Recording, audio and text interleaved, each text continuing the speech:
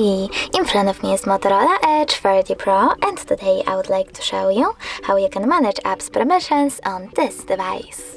First of all, go into Settings and scroll down.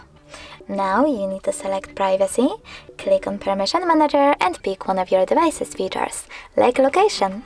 Then select one of your apps. I will go with Maps because it has a lot of options, and select one of those. Allow all the time, allow only while using the app, ask every time, or don't allow.